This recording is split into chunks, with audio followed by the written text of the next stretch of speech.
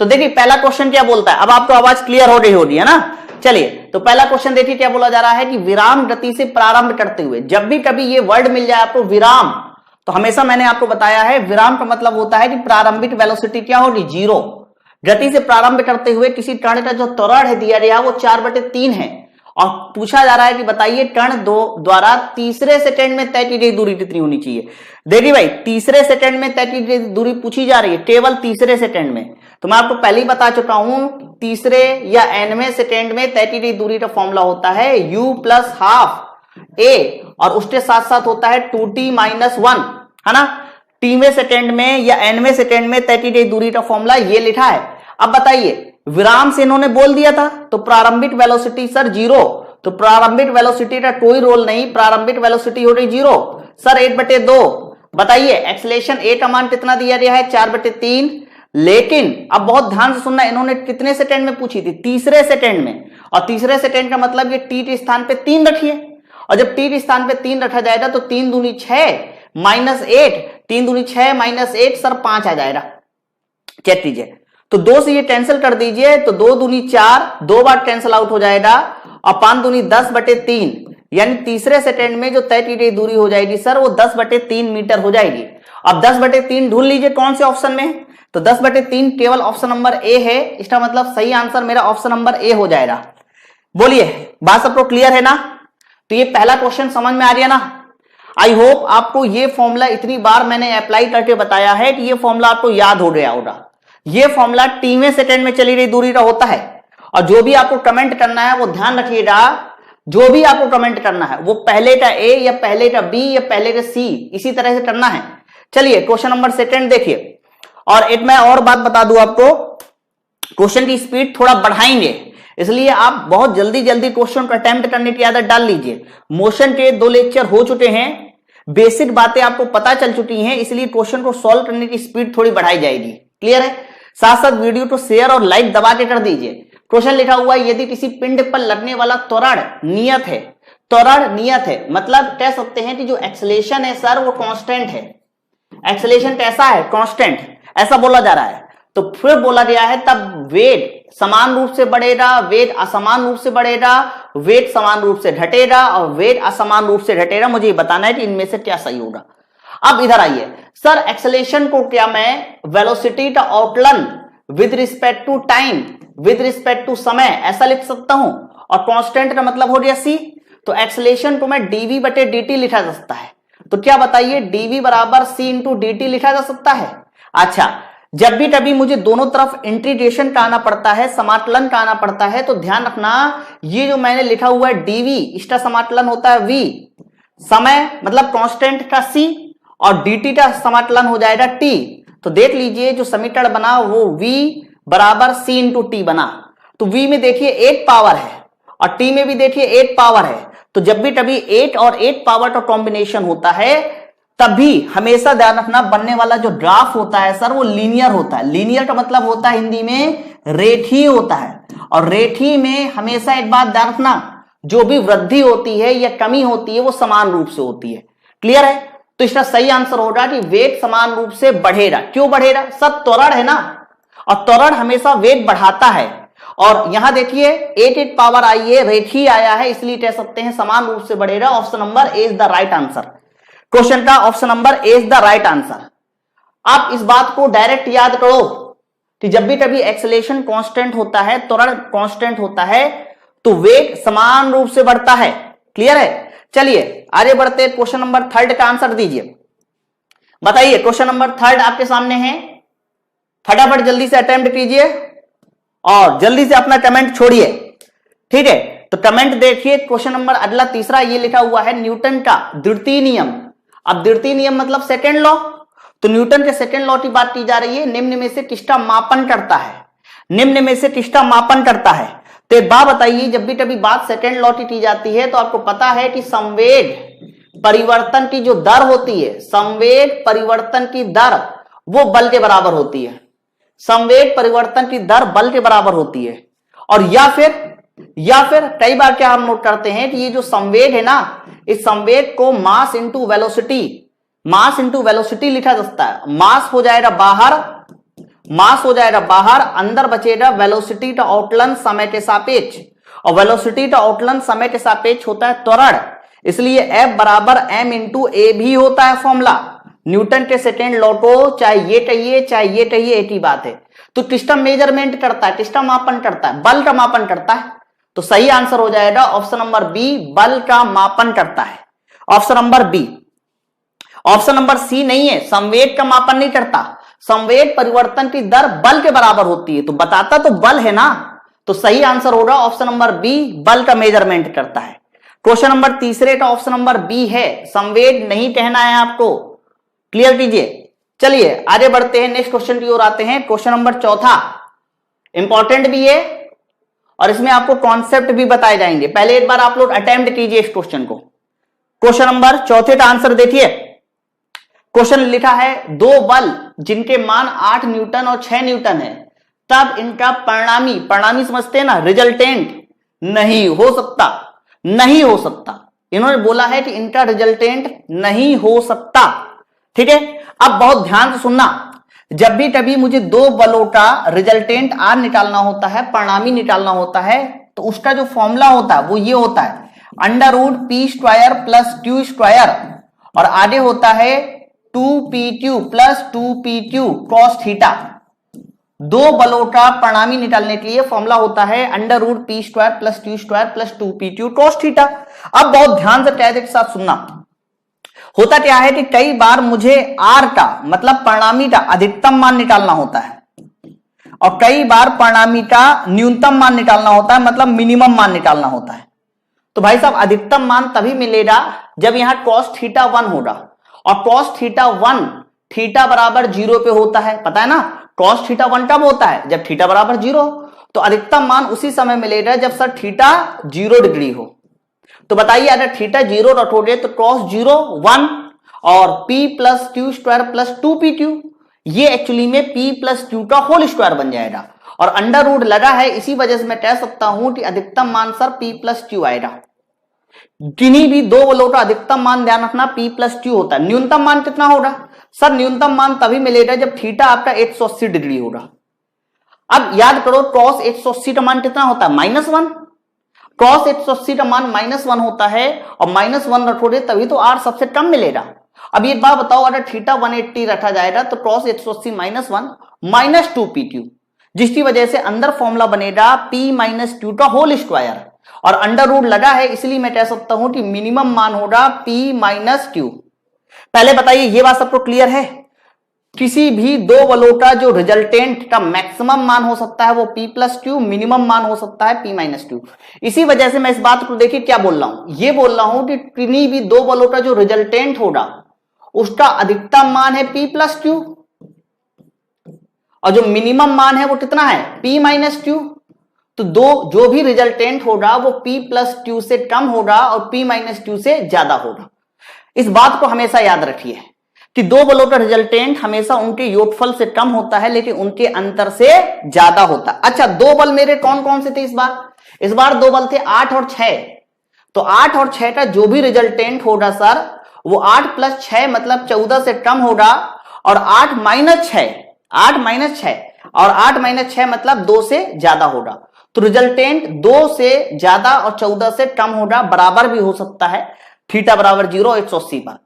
तो सर 2 बिल्कुल हो सकता है, बराबर भी हो सकता है, 14 हो सकता है, 14 हो सकता है रिजल्टेंट।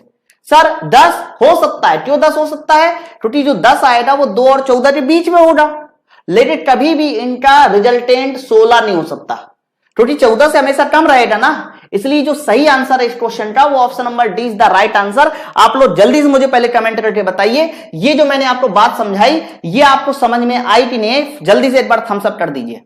दो बलों का रिजल्टेंट हमेशा p प्लस क्यू से कम होता है, बराबर भी हो सकता है, और p माइनस क्यू से ज्यादा या बराबर हो सकता है। आपको यह बात याद रखनी पड़ेगी। बोलिए, तो इनका परिणामी 14 भी हो सकता है, 2 न्यूटन भी हो सकता है, 10 भी हो सकता है, लेकिन कभी 16 न्यूटन नहीं हो सकता। तो पूछा था कौन नहीं हो सकता, और जो नहीं हो सकता वही तो मैं आंसर दूंगा। इसका मतलब 16 Newton is the right answer. Clear है? बताइए, क्वेश्चन नंबर ये चौथा था।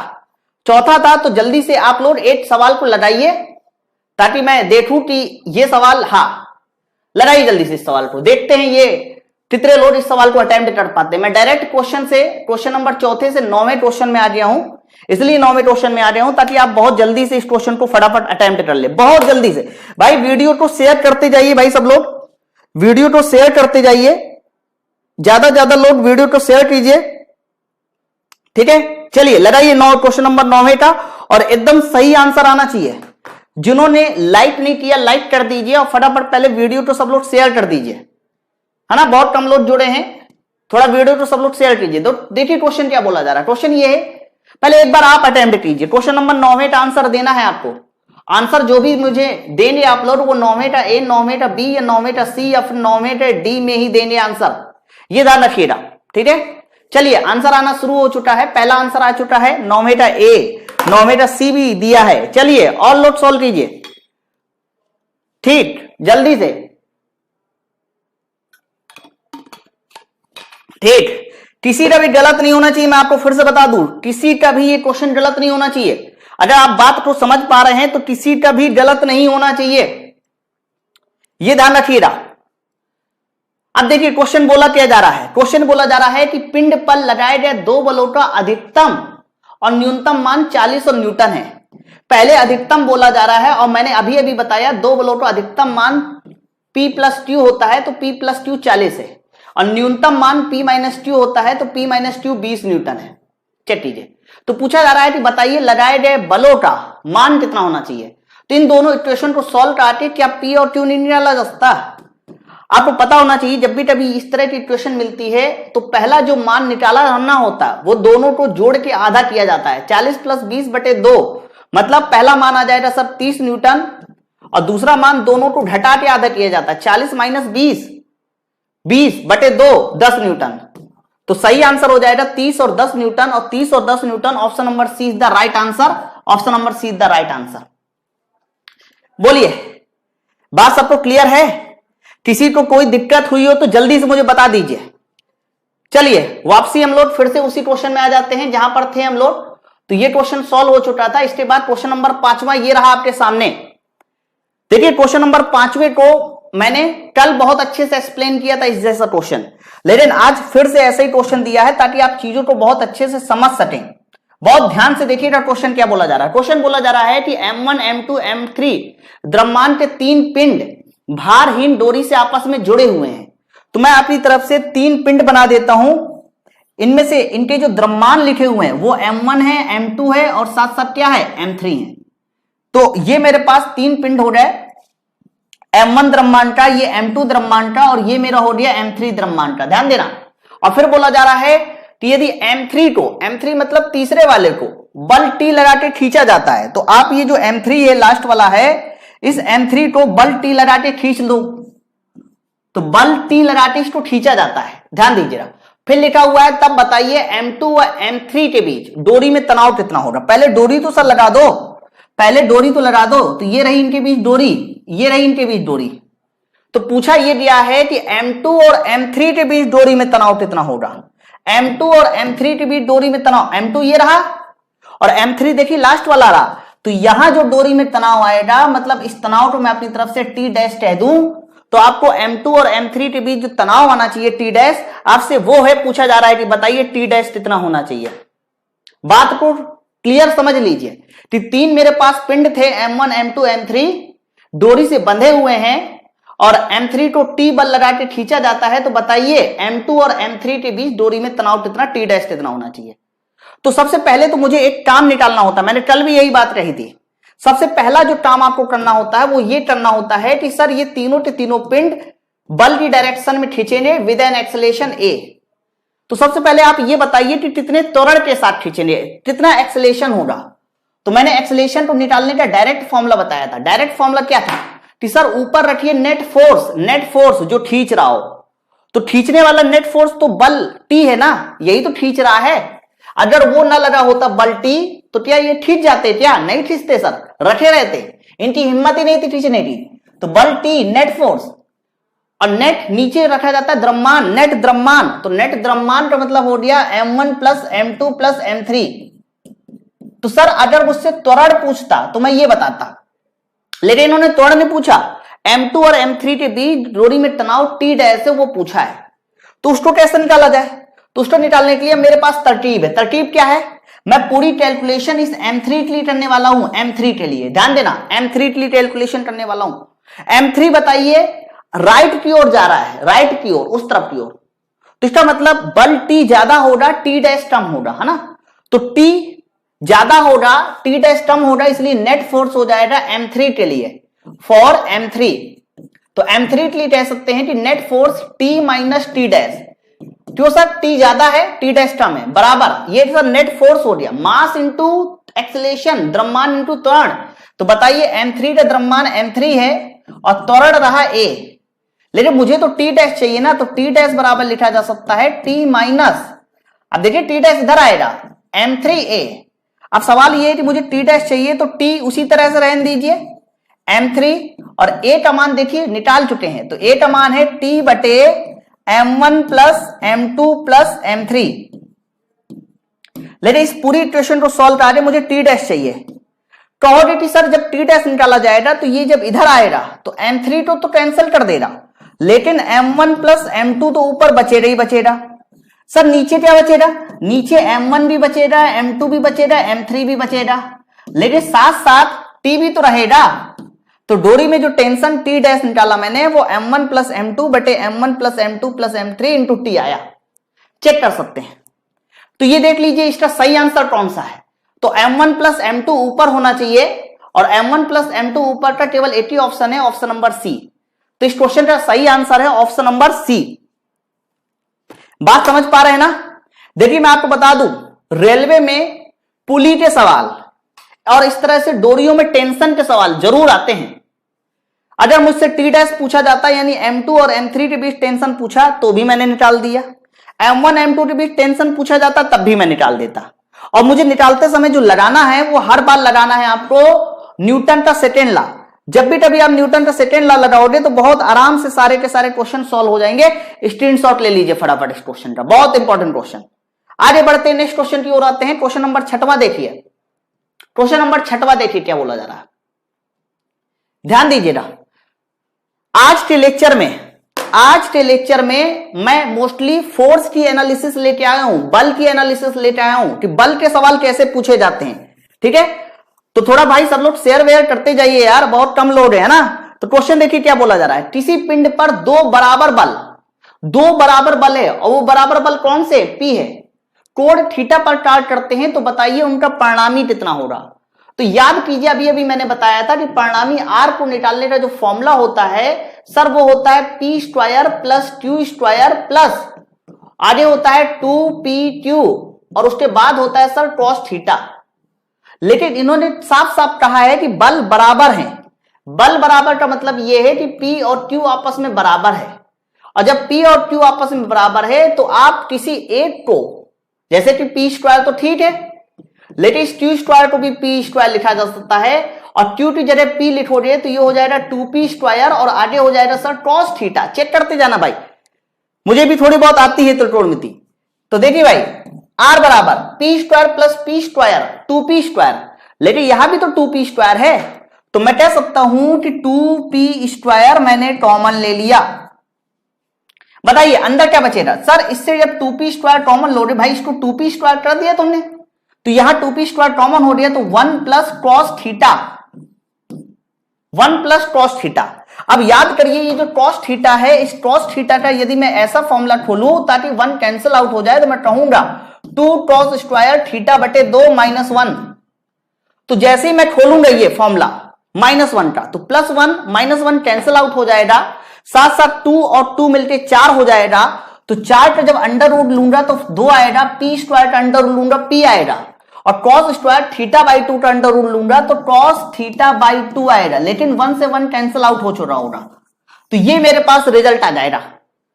तो मैं कह सकता हूं कि जब भी कभी दो बराबर बल लगे हों तो उनका जो रिजल्टेंट होता है वो रिजल्टेंट होता है 2P cos थीटा बाई 2। तो देख लीजिए सही आंसर हो जाएगा option number B 2P cos theta by 2। लेकिन मेरे भाई इस बात को डायरेक्ट याद कर लो, ये क्योंकि बहुत ज्यादा इंपॉर्टेंट डेटा है कि दो बराबर बलों का जो रिजल्टेंट होता है वो 2p cos θ/2 होता है। बोलिए बात सबको क्लियर है? थोड़ा यार वीडियो को शेयर वेयर करते जाइए, बहुत कम लोग पढ़ रहे हैं। इतनी बात सबको क्लियर है? रिजल्टेंट याद हो जाएगा भाई, 2p cos θ/2। चलिए अब अगर ये बात आपको समझ में आ रही हो तो जल्दी से इस क्वेश्चन का आंसर मुझे फटाफट आ जाना चाहिए। 7वें क्वेश्चन का आंसर मुझे बहुत जल्दी तुरंत मिलना चाहिए, जरा सी देरी किए बिना जल्दी से लगाइए। क्वेश्चन नंबर 7वें का आंसर दीजिए फटाफट।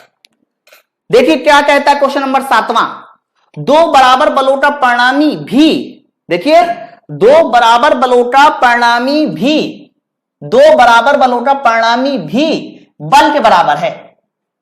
लाइन को थोड़ा समझना, दो बराबर बलों का परिणामी भी बल के बराबर है, तब बताइए दोनों बलों के बीच का कोण कितना होगा। सॉल्व कीजिए जल्दी से। क्वेश्चन नंबर 7वें का आंसर है, जल्दी से लगाइए फटाफट।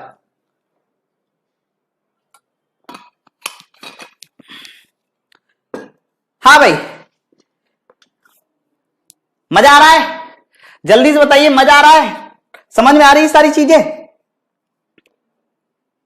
ठीक, बिल्कुल सही मीनाक्षी जी, एकदम आप इसी तरह से मेहनत करते रहिए, आपको फिजिक्स जरूर आ जाएगी। देखिए क्वेश्चन क्या है कि दो बराबर बल है तो कन्फर्म R बराबर हो जाएगा 2p cos θ/2, लेकिन उन्होंने कहा है कि उनका जो परिणामी है वो भी बल के बराबर है, परिणामी भी बल के बराबर। इसका मतलब इस R की जगह पे आप बल P रख दीजिए, तो देख लीजिए P बराबर 2p cos θ/2, मतलब परिणामी को भी बल के बराबर बोल रहा है। तो एक बात बताइए, यहां से P कैंसिल आउट हो जाएगा और आ जाएगा सर cos θ/2 बराबर 8/2, cos θ/2 बराबर 8/2।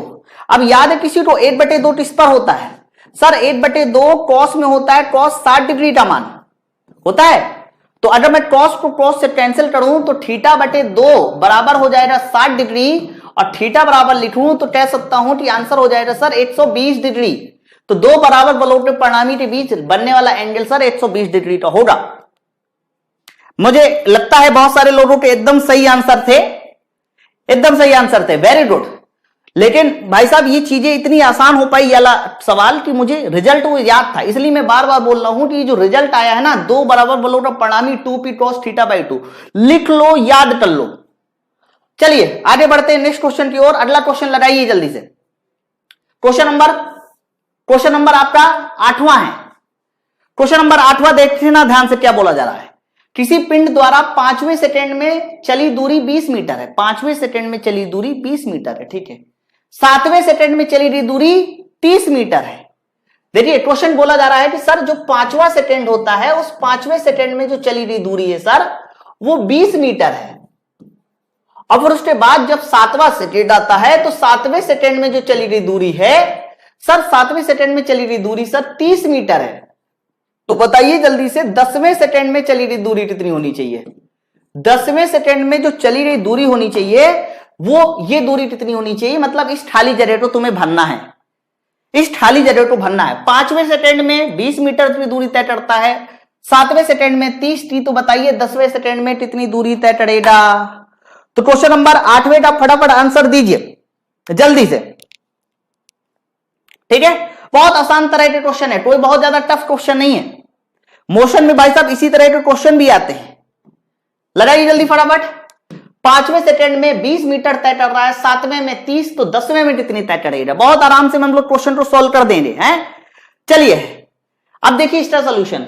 तो 5वें में 20, 7वें में 30, तो पहले ये बताइए 5 से जब 7 में आए तो कितने सेकंड आगे बढ़े? तो टोटल 2 सेकंड, ठीक है। तो 2 सेकंड में दूरी कितनी आगे बढ़ी? 20 से 30 मीटर, तो मैं कहूंगा कि कितनी दूरी आगे बढ़ी? 10 मीटर। यानी 5वें सेकंड से जब 7वें सेकंड यानी 2 सेकंड का अंतर है, तो यहां दूरी में 10 मीटर का अंतर आ गया। 2 सेकंड का अंतर तो दूरी में 10 मीटर का अंतर, ठीक। सर इधर बताइए 7वें से जब 10वें सेकंड में आओगे तो कितने सेकंड का अंतर? 3 सेकंड का अंतर। तो सवाल यह है कि सर अगर मुझे यहां पर पता चल जाए कि सर यहां पर कितना अंतर होना चाहिए तो सवाल बड़े आराम से सॉल्व हो जाएगा। अब एक बात बताओ, 2 सेकंड में 10 मीटर की दूरी का अंतर है, तो 3 सेकंड में कितने मीटर की दूरी का अंतर होगा? अरे बच्चा बता दे सर, 2 में 10, तो 1 में 5, तो 3 में 15। सर यहां अंतर होगा 15 मीटर का, यहां अंतर होगा 15 मीटर का। तो 30 प्लस 15 कर दो तो 10वें सेकंड में चली रही दूरी हो जाएगी सर 45 मीटर। 10वें सेकंड में चली रही दूरी हो जाएगी 45 metre. Option number A is the right answer. Option number A is the right answer. मेरे हिसाब से आप सब लोगों ने ऐसे ही सवाल को सॉल्व किया होगा मेरे हिसाब से।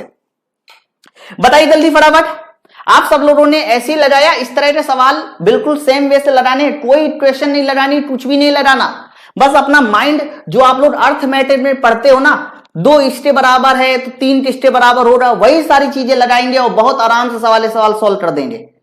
बोलिए, ये बात सबको क्लियर हुई? आप जल्दी से बताइए। अभी अभी मैंने ये जो आपको मेथड बताया, ये मेथड आप सब लोगों को क्लियर है? आज के बाद ऐसा कोई भी क्वेश्चन होगा तो आपको कोई भी इक्वेशन नहीं लगानी, बस ऐसी लिखिए, आंसर ले आइए। बोलिए, क्लियर है? जल्दी से बड़ा एक बार थम्स अप कर दीजिए, फिर हम लोग आगे क्वेश्चन की ओर बढ़ते हैं। ये हो चुका है, मैं बता ही चुका हूं। क्वेश्चन नंबर 10वां देखिए, क्वेश्चन नंबर 10वां क्या है, आपको अटेम्प्ट करना है, पहले आपको अटेम्प्ट करना है, ठीक है? चलिए अब देखिए क्वेश्चन क्या बोला जा रहा है 10वां। तो क्वेश्चन नंबर 10वां यह है कि यदि किसी पिंड का जो संवेग है P बराबर a प्लस BT स्क्वायर है, तब 8 सेकेंड बाद लगाया गया बल बताइए। 8 सेकेंड बाद लगाया गया बल बताइए। चलिए अभिषेक सोनी जी, फॉर्मूले से कैसे होगा? फॉर्मूले से भी तो हो जाएगा, ऐसा कुछ नहीं है। 2 बार आपको फॉर्मूला लगाना पड़ेगा। u plus half a 2t minus 1 को 2 बार लगाना पड़ेगा, एक बार 5वें सेकंड के लिए, एक बार 7वें सेकंड के लिए इक्वेशन बनानी पड़ेगी, फिर u और a के 2 मान निकालने पड़ेंगे, फिर वही दोनों मान को 10वें सेकंड के लिए रखना पड़ेगा, तब कहीं जाके आंसर आएगा। 5 से 10 मिनट चाहिए उसके लिए, समझिए बात को, है ना? चलिए क्वेश्चन नंबर 10वें का आंसर दीजिए। तो क्वेश्चन नंबर 10वें में बोला जा रहा है कि संवेग सर P बराबर इतना दिया गया है, देखिए P बराबर दिया गया है आपको a प्लस BT स्क्वायर। तो पूछा जा रहा है कि बताइए 1 सेकेंड बाद बल कितना होगा। तो बल को निकालने के लिए इस संवेग का मैं आकलन का दूं, डिफरेंशिएशन का दूं समय के सापेक्ष। तो बताइए अगर समय के सापेक्ष आकलन कराया जाएगा तो a का आकलन 0 सर, b उसी तरीके से, और t स्क्वायर का आकलन हो जाएगा सर 2t। क्लियर है भाई सबको? अब याद करो न्यूटन का सेकेंड लॉ क्या कहता है? सर न्यूटन का सेकेंड लॉ कहता है कि संवेग में जो परिवर्तन की दर है वो सर वो बल के बराबर है, बल के बराबर, F के बराबर। तो F बराबर देखिए कितना आ गया, 2BT आ गया, 2BT। लेकिन इन्होंने साफ साफ बोला है कि समय सर 1 सेकेंड है, और याद कीजिए जब समय को तुम वहां 1 सेकेंड रखोगे तो आंसर जो मिलेगा आपको वो केवल और केवल 2B मिल जाएगा। इसका मतलब सही आंसर ऑप्शन नंबर बी, सही आंसर ऑप्शन नंबर बी। भाई समय तो 1 सेकेंड रखिए और 1 सेकेंड जैसे ही रखोगे तो केवल और केवल 2B मिलेगा, ऑप्शन नंबर बी। जल्दी से बताइए, समझ में आ गया? न्यूटन का सेकेंड लॉ अप्लाई हुआ है, संवेग परिवर्तन की जो दर होती है वो लगाए गए बल के बराबर होती है, न्यूटन का सेकेंड लॉ अप्लाई हुआ है। क्लियर है? चलिए आगे बढ़ते हैं नेक्स्ट क्वेश्चन की ओर। बताइए, ये क्वेश्चन आपको देखने में जरूर लग रहा होगा न्यूमेरिकल है, लेकिन कोई न्यूमेरिकल नहीं है, आप पढ़िए, बहुत आराम से आपको आंसर पता चल जाएगा। लेकिन मैं आपको पहले बता दूं, एक बार क्वेश्चन पढ़ दूं। इन्होंने लास्ट में बोला है असत्यवाद बताइए। आप तो सही नहीं बताना है, आपको गलत बताना है, असत्य बताना है। असत्य क्या है? सत्य नहीं बताना, असत्य बताना है। क्वेश्चन में एक बार पढ़ देता हूं। सरल रेखा में गतिमान पिंड 10 सेकेंड बाद अपनी प्रारंभिक बिंदु पर लौटता है। मतलब प्रारंभिक बिंदु से कोई पिंड चला, ऐसे ऐसे चलते चलते चलते चलते फिर वापस आ गया, लेकिन कितने सेकेंड बाद आया? 10 सेकेंड में। 10 सेकेंड बाद कोई पिंड लौट कर फिर से अपने प्रारंभिक बिंदु पर आ जाता है, और कितनी दूरी तय करता है? 30 मीटर की दूरी तय करता है। ये कितनी दूरी तय करता है? 30 मीटर की। तो क्वेश्चन में कहा जा रहा है बताइए असत्यवाद क्या है। पहला आंसर लिखा है कण का विस्थापन 0 है। अरे सर जब चल के दोबारा अपने पहले वाले बिंदु पर आ गया तो कण का विस्थापन 0 तो हो गई होगा।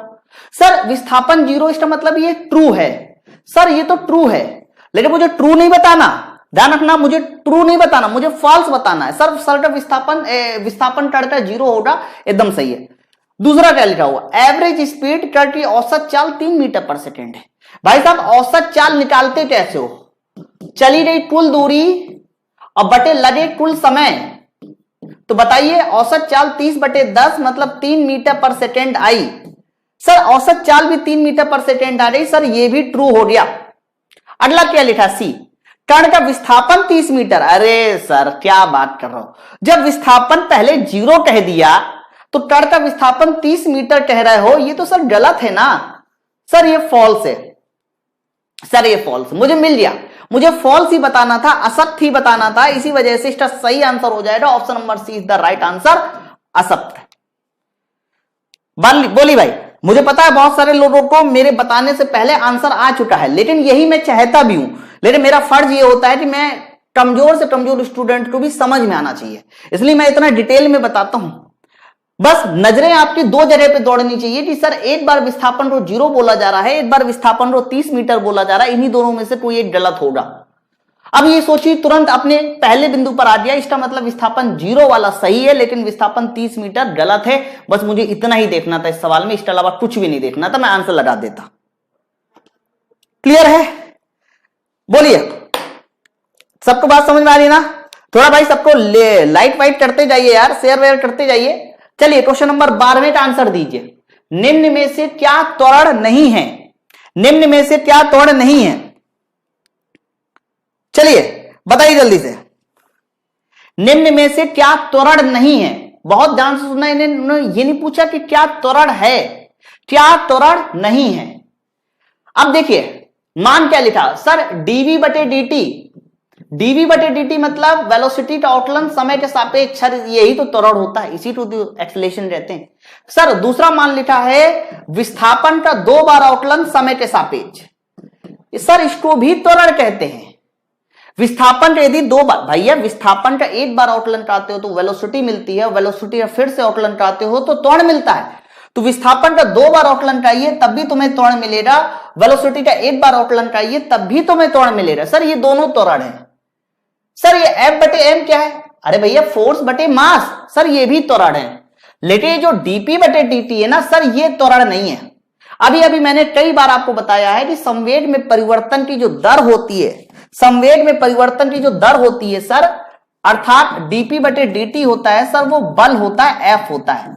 सर ये बल है, तो उन्होंने पूछा था कौन त्वरण नहीं है, तो सर यही आंसर हो गया, क्योंकि ये बल है, ये त्वरण नहीं है। अरे भैया F बटे M त्वरण होता है, F बराबर क्या होता है, M इंटू A, तो A बराबर कितना हो जाएगा, F बटे M, सर त्वरण है, ये है। लेकिन C वाला ऑप्शन त्वरण नहीं है। क्लियर है? क्योंकि ये फोर्स है, बिल्कुल सही, ये फोर्स है। आगे बढ़ते हैं नेक्स्ट क्वेश्चन की ओर। अगला क्वेश्चन लगाइए, क्वेश्चन नंबर 13 सॉल्व कीजिए, सॉल्व कीजिए जल्दी से। बताइए क्वेश्चन नंबर 13 क्या बोला जा रहा है, कहा जा रहा है शक्ति का बताइए सही सूत्र। शक्ति मतलब समझते पावर, पावर का सही सूत्र क्या है? तो पहला बल गुणे चाल, बल गुणे वेग, कार्य बटे समय, और आगे लिखा है बी और सी दोनों। लगाइए जल्दी से पावर का सही सूत्र। तो आपको पता होना चाहिए कि सर जो भी पावर होती है उसका पहला फॉर्मूला तो वर्क अपॉन टाइम होता है। वर्क मतलब कार्य और टाइम मतलब समय, कार्य बटे समय, सर ये भी पावर है। और पावर का मैंने आपको शक्ति का दूसरा फॉर्मूला भी बताया था कि पावर का फॉर्मूला बल गुणे वेलोसिटी भी होती है, बल गुणे वेलोसिटी, P बराबर F इंटू V, ये दोनों आपके पावर के फॉर्मूले हैं। तो बल गुणे वेग भी आपको मिला है और कार्य बटे समय भी मिला है, इसका मतलब B भी आंसर सही है, C भी आंसर सही है, लेकिन ऑप्शन नंबर जो D दिया गया है वो B और C दोनों दिया गया है, इसका मतलब सही आंसर ऑप्शन नंबर D है। अब बहुत सारे लोगों को केवल कार्य बटे समय दिखेगा, वो तुरंत कह देंगे सर पावर हो रही है। नहीं भैया, बल गुणे वेग भी तो है, और बल बटे गुणे वेग भी पावर होता है। और यकीन ना है, मान लो कुछ लोगों को नहीं यकीन आ रहा मेरी बात पे, मान लो कुछ लोगों को नहीं यकीन, प्रूफ देखिए कार्य क्या होता है। सर कार्य होता है बल गुणे विस्थापन और नीचे समय t, और विस्थापन बटे समय, विस्थापन बटे समय क्या होता है सर, विस्थापन बटे समय होता है वेलोसिटी, विस्थापन बटे समय वेलोसिटी होता है। चेक कीजिए, तो सही इसका आंसर हो जाएगा ऑप्शन नंबर डी। ध्यान रखिए, बात सबको क्लियर हो पा रही है? आप लोग इनमें से कोई भी ऑप्शन नंबर सी न लगाना, सी भी है, बी भी है, इसलिए आंसर नंबर डी। ठीक, चलिए आगे बढ़ते हैं नेक्स्ट क्वेश्चन की ओर। अगला क्वेश्चन लगाइए, क्वेश्चन नंबर 14, 14वां, रेलवे में आया हुआ क्वेश्चन है ये रेलवे में आया क्वेश्चन, लेकिन आसान बहुत है। मैंने आपको बताया कि मैं जितने भी क्वेश्चन लेके आता हूं वो मोस्टली रेलवे के ओरिएंटेड क्वेश्चन ही है, जो ज्यादातर रेलवे के एग्जामों में पूछे जा रहे हैं या फिर पूछे जा सकते हैं, है ना। उसी तरह से क्वेश्चन लिखा हुआ है, पिंड की गति के कारण उत्पन्न ऊर्जा कौन सी होती है। गति के कारण उत्पन्न ऊर्जा पूछी जा रही है ना, तो गति के कारण जो ऊर्जा उत्पन्न होगी वही ऊर्जा होगी गतिज ऊर्जा। तो इसका जो सही आंसर हो जाएगा वो option number B, kinetic energy. काफी आसान सा क्वेश्चन है लेकिन आया हुआ क्वेश्चन है। चेक कीजिए जल्दी सब लोग फटाफट, ठीक है। चलिए आगे की ओर बढ़ते हैं, क्वेश्चन नंबर 15 में आते हैं, देखते हैं क्वेश्चन नंबर 15 क्या कहता है। तो ये रहा आपके सामने क्वेश्चन नंबर 15। बहुत कायदे के साथ समझना है क्वेश्चन नंबर 15 को, इसमें आपको बहुत प्यारा कॉन्सेप्ट मिलेगा, बहुत ज्यादा प्यारा कॉन्सेप्ट। क्वेश्चन नंबर 15 तो देखिए क्या बोला जा रहा है, ठीक है यार। जल्दी से भाई सब लोग थोड़ा वीडियो को शेयर वेयर करते जाइए। आप लोग को यदि पढ़ाई समझ में आ रही है तो वीडियो को शेयर करते रहिए ना, और साथ साथ जो लोग वीडियो को ऑफलाइन देखते हैं वो लोग एक छोटा सा कमेंट जरूर किया करिए कि आपको वीडियो कैसा लगा, क्या चीज आपने नई सीखी और कितना बढ़िया वीडियो लगा, कमेंट जरूर किया करिए, है ना। चलिए क्वेश्चन नंबर 15 देखिए क्या बोला जा रहा है। कहा जा रहा है कि बताइए पिंड का वेग बढ़ने से गतिज ऊर्जा, पहला आंसर लिखा है एक समान रूप से बढ़ती है घटती है, अगला है एक समान रूप से बढ़ती है, अगला है पहले तेज बाद में धीमे बढ़ती है, पहले तेज और बाद में धीमे बढ़ती है, अगला है पहले धीमे बाद में तेज बढ़ती है। बताइए इसमें से क्वेश्चन नंबर 15 का सही आंसर क्या होगा। एक समान रूप से बढ़ना होगा कि पहले तेज बाद में धीमे बढ़ना होगा कि पहले धीमे बाद में तेज बढ़ना होगा।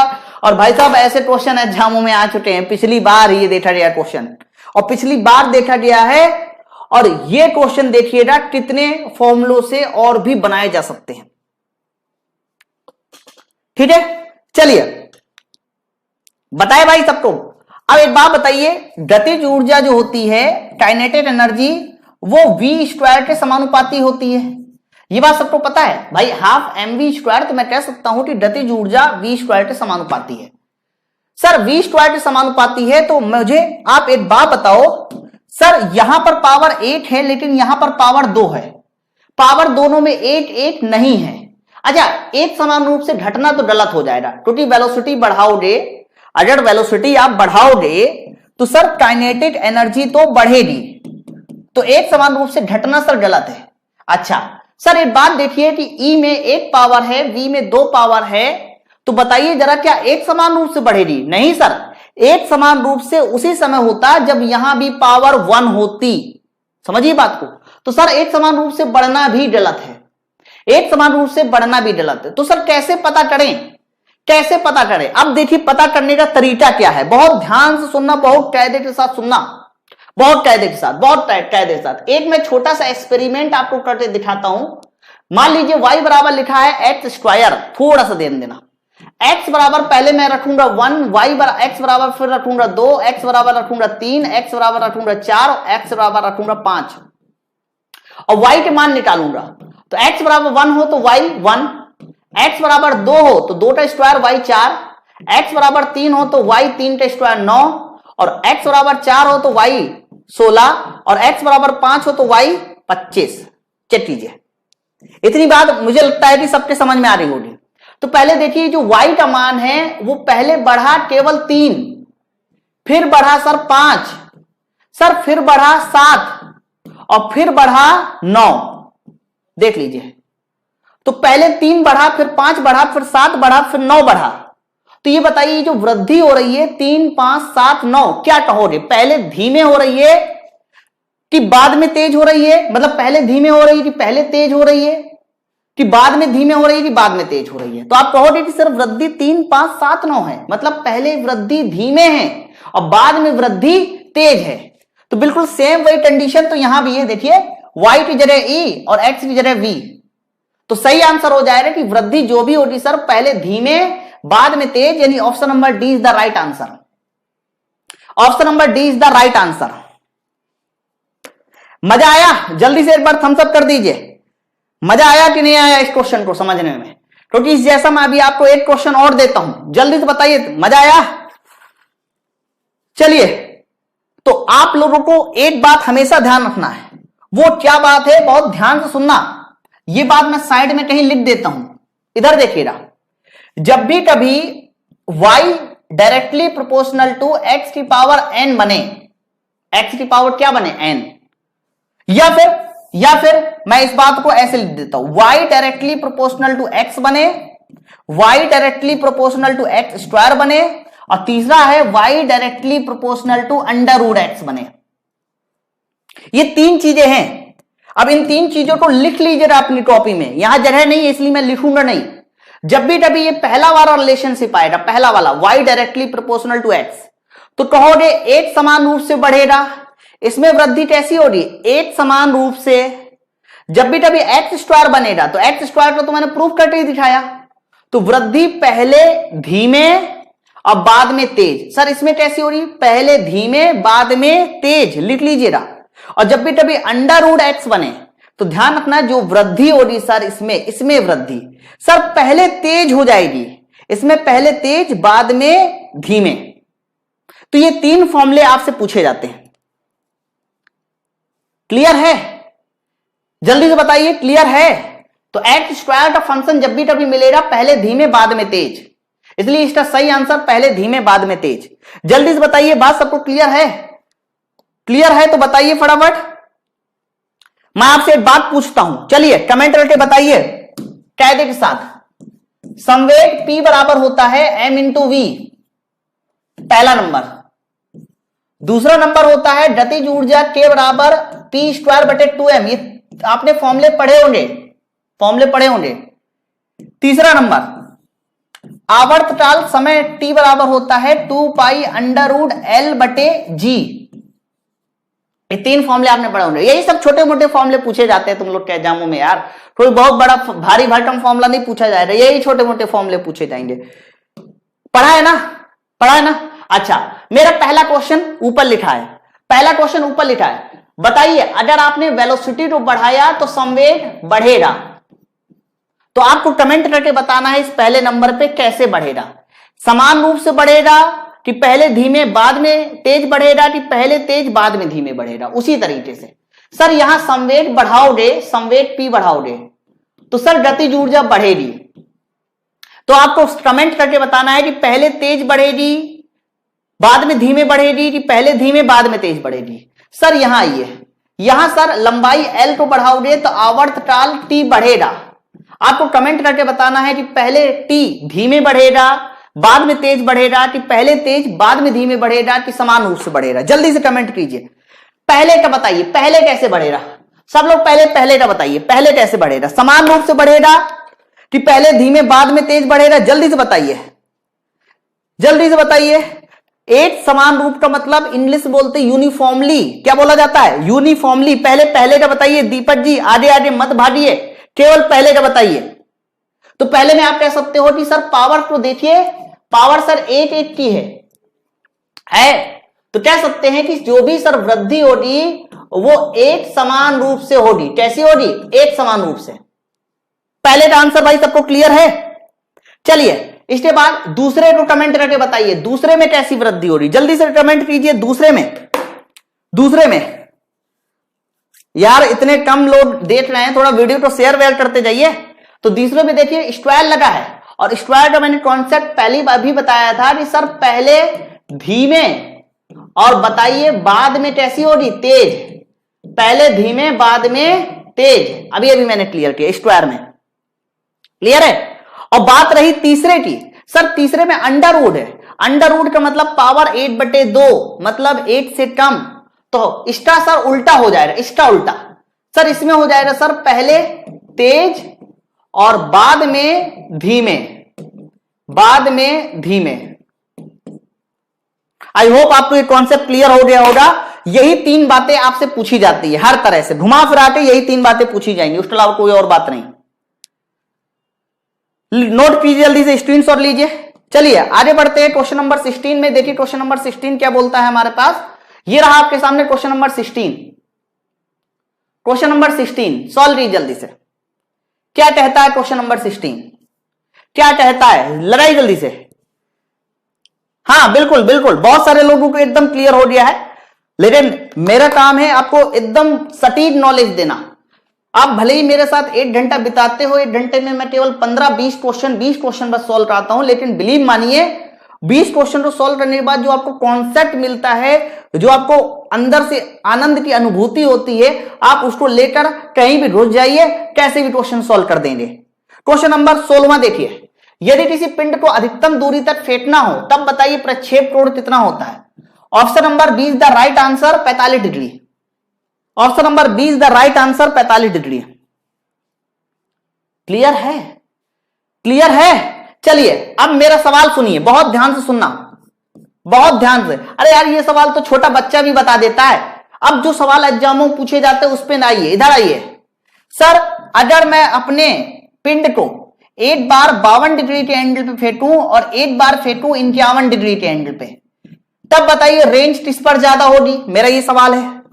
दूसरा है, अगर मैं अपने पिंड को एक बार 30 डिग्री के एंगल पे फेंकूं और एक बार फेंकूं 40 डिग्री के एंगल पे, तब बताइए इन दोनों में से रेंज मतलब परास किस पर ज्यादा होगी। सर एक बार मैं 30 डिग्री के एंगल पे फेंकूं और एक बार मैं 60 डिग्री के एंगल पे फेंकूं, तब बताइए रेंज किस पर ज्यादा होगी। ऐसे क्वेश्चन पूछे जाते हैं तुम लोग के एग्जामों में। चलिए और आइए, सर एक बार मैंने अपने पिंड को 44 डिग्री के एंगल पे फेंका और एक बार मैंने अपने पिंड को 45 डिग्री के एंगल पे फेंका, तब बताइए रेंज किस पर ज्यादा होगी। एक बार मैंने अपने पिंड को 42 डिग्री के एंगल पे फेंका और एक बार मैंने अपने पिंड को 50 डिग्री के एंगल पे फेंका, तब बताइए रेंज किस पर ज्यादा होगी। ऐसे क्वेश्चन पूछे जाते हैं। अब सुनना बड़े ध्यान से, आपने अभी अभी मुझे ये जवाब दिया, मुझे इसका आंसर तो देने की जरूरत भी नहीं पड़ी थी, आप ही लोगों ने मुझे बता दिया कि सर हमेशा 45 डिग्री के फेंकने पर रेंज सबसे ज्यादा होगी। यानी मुझे इस मार्कर को बहुत दूर तक फेंकना है, मैं कितना एंगल बनाऊंगा 45। तो सर जो 45 के नजदीक एंगल बनेगा उसी पर ही तो रेंज ज्यादा होगी। सर जितना आप 45 के नजदीक रहोगे, जितना सर आप 45 के नजदीक रहोगे, रेंज सर उतनी ज्यादा होगी। बोलिए, तो एक बात बताइए, 51 और 52 डिग्री में मुझसे पूछा जा रहा है बताइए रेंज किस पर ज्यादा है। तो 51 और 52 में से सोचिए 45 के नजदीक कौन है। 45 45 के नजदीक कौन है, तो कहोगे सर 51 और 52 में 51 सर 45 के ज्यादा नजदीक है। अगर 51 45 के ज्यादा नजदीक है सर, 51 पे रेंज ज्यादा होगी। 30 और 40 में बताइए कौन 45 के ज्यादा नजदीक है। तो 30 और 40 में 45 डिग्री के नजदीक सर 40 है, इसका मतलब 40 डिग्री पर रेंज ज्यादा होगी इन दोनों में। सर 30 और 60 डिग्री में बताइए कौन 45 के ज्यादा नजदीक है। कहोगे सर 45 के नजदीक जितना 30 है उतना ही 60 भी है। आप देखिए ना गौर से, 45 जो 30 है वो 45 से 15 कम है और 60 45 से 15 ज्यादा है। सर 30 और 60 तो 45 से बराबर दूरी पर है, बराबर एंगल पर है, तो सर रेंज भी बराबर कर दो। समझ पा रहे हैं ना। आगे आइए, सर 44 और 45 बताइए 45 के नजदीक कौन है। अरे सर क्या बात कर रहे हो, 45 ही है, क्या बात कर रहे हो सर, 45 ही है, तो सर 45 पे रेंज ज्यादा कर दो। 42 और 50 में बताइए कौन 45 के ज्यादा नजदीक है। 42 और 50 में बताना है 45 के कौन ज्यादा नजदीक है। सर 42 जो है वो 45 से 3 डिग्री कम है, 50 45 से 5 डिग्री ज्यादा है, तो सर 42 नजदीक है ना, इसलिए 42 पर रेंज ज्यादा होगी, 42 पर रेंज ज्यादा होगी। जल्दी से मुझे कमेंट करके बताइए, जो मैंने आपके सामने 5 सवाल लिखे, ये 5 सवाल आप में से किसको समझ में नहीं आया, किसको समझ में नहीं आया। अरे बहुत आराम से 45 के सर जो नजदीक हो रेंज सब ज्यादा कर दीजिए। जल्दी से बताइए फटाफट कमेंट करके, एक बार थम्स अप कर दीजिए अगर आपको ये बात समझ में आ रही, जल्दी से। चलिए तो क्वेश्चन नंबर 16 के बाद क्वेश्चन नंबर 17 की ओर बढ़ते हैं और देखते हैं क्वेश्चन नंबर 17 मेरा क्या कहता है। ये रहा आपके सामने क्वेश्चन नंबर 17, सॉल्व कीजिए जल्दी से।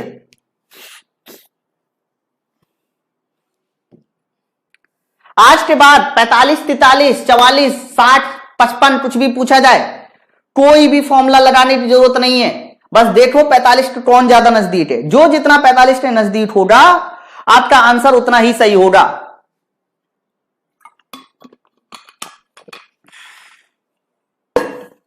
चलिए क्वेश्चन नंबर अगला देखिए, किसी पिंड के वेग को दुगना कर दिया गया। सर वेलोसिटी जो थी आपने वो दुगनी कर दी, वेलोसिटी दुगनी कर दी, तो पहला आंसर उसका त्वरण दुगना होगा, उसका संवेग दुगना होगा, उसकी गतिज ऊर्जा दुगनी हो जाएगी, उसकी स्थितिज ऊर्जा दुगनी हो जाएगी। सर वेलोसिटी तो दुगना है और सारे आंसर भी दुगने में है, तो वही आंसर सही होगा जो लीनियर रिलेशनशिप लगता है। अरे याद करो, संवेग P का फॉर्मूला क्या होता है, m इंटू वी होता है। संवेग P का फॉर्मूला m इंटू वी है, तो सर अगर वेलोसिटी तो दुगना किया है तो यहां पावर नहीं लगी ना, तो पावर नहीं लगी तो संवेग भी क्या हो जाएगा सर, दुगना। तो मैं कह सकता हूं इसका सही answer option number B, sir संवेग दुगना हो जाएगा, ऑप्शन नंबर बी। गतिज ऊर्जा दुगनी हो जाएगी, नहीं सर, गतिज ऊर्जा में v स्क्वायर होता है, 4 गुनी हो जाएगी। स्थितिज ऊर्जा, अरे भैया स्थितिज ऊर्जा में वेलोसिटी होती नहीं है, कोई फर्क नहीं पड़ेगा। और त्वरण बिल्कुल नहीं, क्योंकि परिवर्तन आ जाता है ना त्वरण में। मान लीजिए मैं कह दे रहा हूं कि वेलोसिटी जो है वो 3 से 10 हुई, 3 से 10 हुई तो कितनी बढ़ी, 6। 3 से मान लीजिए 12 हुई, कितनी बढ़ी, 9। तो क्या दुगनी हो गई क्या, नहीं सर, ऐसा त्वरण में नहीं होगा। तो सही आंसर ऑप्शन नंबर बी। चलिए आगे बढ़ते हैं नेक्स्ट क्वेश्चन की ओर। कौन सा क्वेश्चन था, क्वेश्चन नंबर 17वां। अब ये रहा आपकी स्क्रीन पर क्वेश्चन नंबर 18वां, सॉरी ये रहा 18। सॉल्व कीजिए। आवेग होता है, आवेग का मतलब समझते हैं, इंपल्स होता है। शिवम गुप्ता, ठीक है। चलिए तो इंपल्स क्या होता है, अब देखिए आप लोग मोमेंटम के बारे में तो बहुत सारी बातें समझते हो, संवेग के बारे में बहुत सारी बातें समझते हो, लेकिन जब आपके सामने इंपल्स आ जाता है तो थोड़ा सा घबरा जाते हो।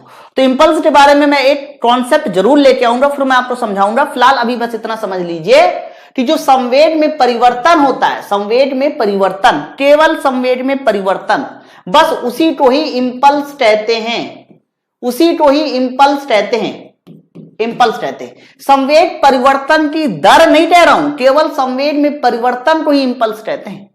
संवेग में परिवर्तन को इंपल्स कहते हैं। इसी वजह से संवेग की जो यूनिट होती है, संवेग की यूनिट होती है कितनी होती है, किलोग्राम मीटर पर सेकेंड। बस यही मात्रक इंपल्स का भी होता है। संवेग परिवर्तन को इंपल्स कहते हैं।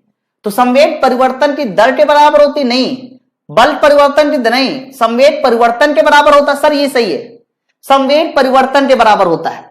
Rate of momentum, Mishra ji मत कहिए, मिश्रा जी कौन है भाई, रेट ऑफ मोमेंटम मैंने नहीं कहा ना, मैंने क्या बोला, संवेग परिवर्तन को ही इंपल्स कहते हैं, संवेग परिवर्तन की दर नहीं कहा।